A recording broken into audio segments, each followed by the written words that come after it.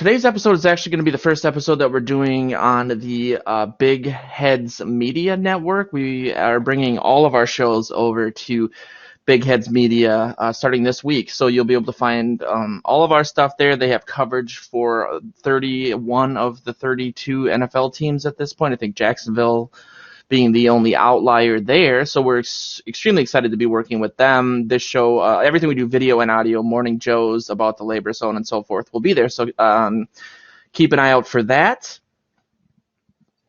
The kickoff is in about 20 minutes, so I'm going to be really quick here. I will be back at halftime and after the game, and we will be also covering post-game on About the Labor with Kirby O'Connor and Sean Borman, as well as I believe Nick Olson will either be making an appearance on the postgame show or the midweek show on About the Labor, so that's very exciting.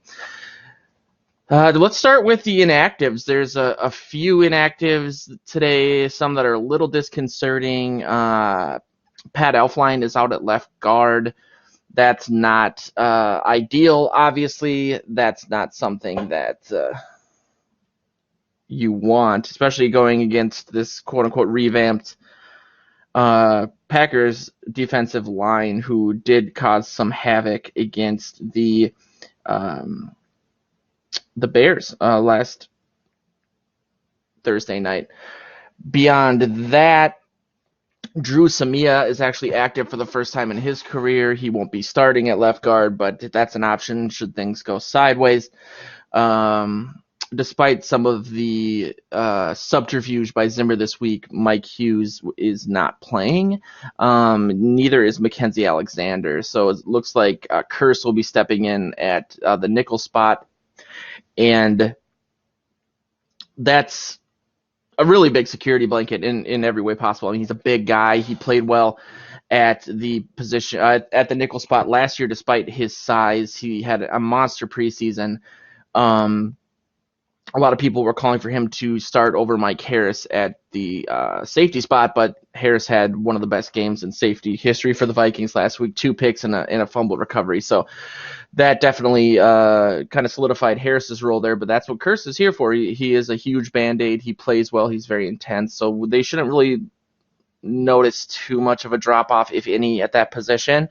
I also want to apologize for anyone. I'm still working on tweaking the audio for the live stream, so if you hear any echoes or any background noise, I'm working on that. I also just got a new kitten, and my established cat hates it, so that's probably the hissing sound that you hear. Also, my girlfriend of 3 months was a Packers fan who is converting to Vikings dumb, so she might be the one actually hissing and crying in the background. Beyond Hughes, Alexander, and Elflein, Ben Gideon is not going to be playing. Jalen Holmes and Armon Watts on the both defensive tackles aren't playing, and Oli Udoh is inactive. Just wanted to run through 3 quick keys to this game. Continuing to run the ball is going to be extremely important, obviously. There was a lot of articles written on our network and elsewhere this week about how and why the Vikings had success week 1 against the Falcons running the ball. Now, the Falcons are always like a mid-20s rush defense, so I don't know if that's necessarily like the best example of what we can expect for the rest of the season. Obviously, they're going to throw the ball more than 10 times a game on offense. But I worry a little bit that we got an inflated sense of what this line is capable of, at least this early in the season. It almost, not as bad, but it could end up looking like the Dolphins game last year where Stefanski took over. The Vikings ran the ball perfectly, had huge holes, and then after that it shut down because the Dolphins were just really, really bad. So I see you too, Steven. Go Pack Go. That's a really clever thing to say, and I've never heard it before, so you should be proud of yourself.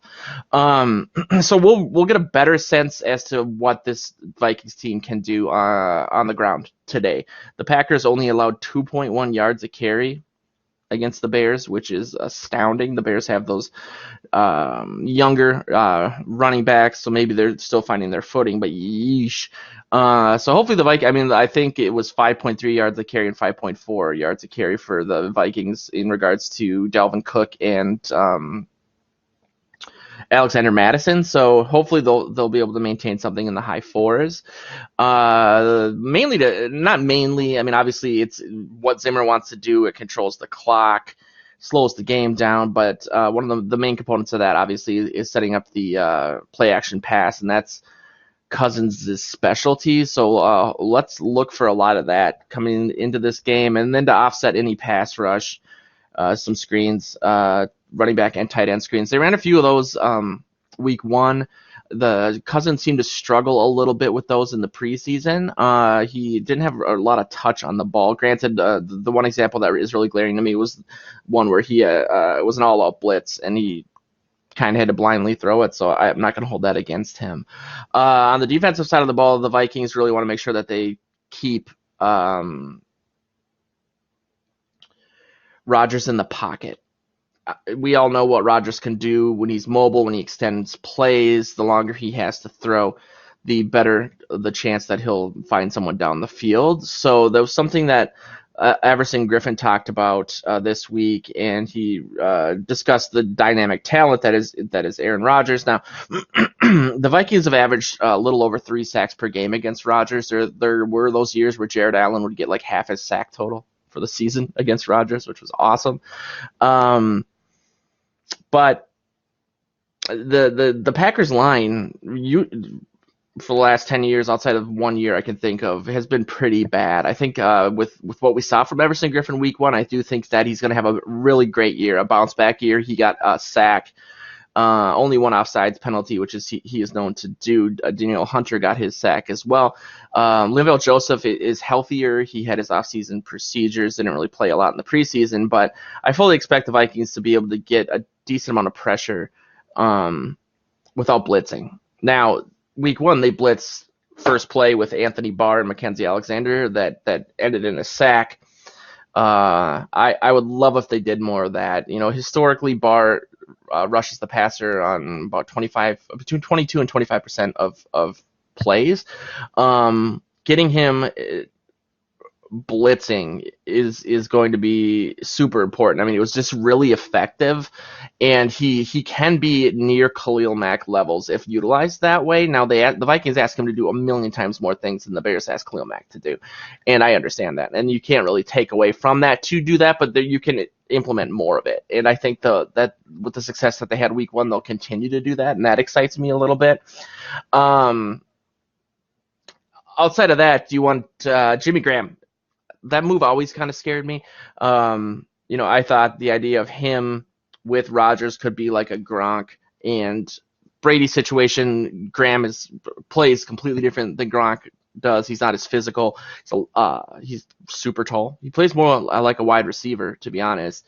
And so last season, I think against the Vikings, he had he's played the Vikings 4 times in his career. He's had 1 touchdown across the board. He had a ho-hum year last year, 55 catches, 636 yards, 2 touchdowns. But he did score the only touchdown against the Bears on Thursday night. So I'm sure that the Packers want to implement more of that this season. Matt LaFleur, the new head coach, is a disciple of Gary Kubiak's style of offense. That should mean that they're going to be looking to throw it to the tight end or tight ends more often. So keeping Graham out of the game, mainly out of the end zone, is going to be extremely important. Hello, Will or W3. I see you, man. Thanks for coming. Thanks for chatting. I don't really know how the chat works on this because we're broadcasting across multiple platforms, but I see you're on Periscope, and then the Packers fan, who I won't dignify, was on YouTube. So thanks for tuning in. I will be back at halftime just talking about Jimmy Graham, keeping him out of the end zone. That's a tall order because he's a tall guy, but the Vikings have did it last season, so I can't imagine that will change. We did just post a score prediction article on Vikings territory. All 4 of our writers picked the Vikings to win.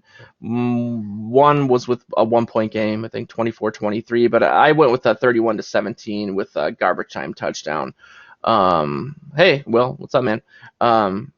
a garbage time touchdown, probably from Jimmy Graham. But I don't think the Vikings will have much trouble. I'm a little disconcerted with some of the inactives, mainly the Elfline one. And then you have Mackenzie Alexander out, but I do really like Curse, and what I think he could end up being actually a addition by subtraction situation at the nickel spot. He's big, he's intimidating, he's awesome. So hopefully things go well. I know Elfline was a game time decision that they were going to see how he felt during warmups, and clearly he didn't feel good to go. So hopefully that won't have too much of an impact on the game. But a lot of the run stuff specifically, the success they had was on the right side with O'Neal and Klein. So hopefully that'll continue.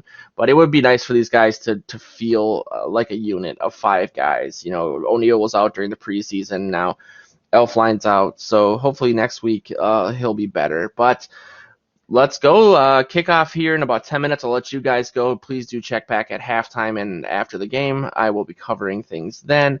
I also, if the audio sounds crappy, I'm going to try to tweak this a little bit to make it better, and then eventually I'm going to get some soundproofing foam.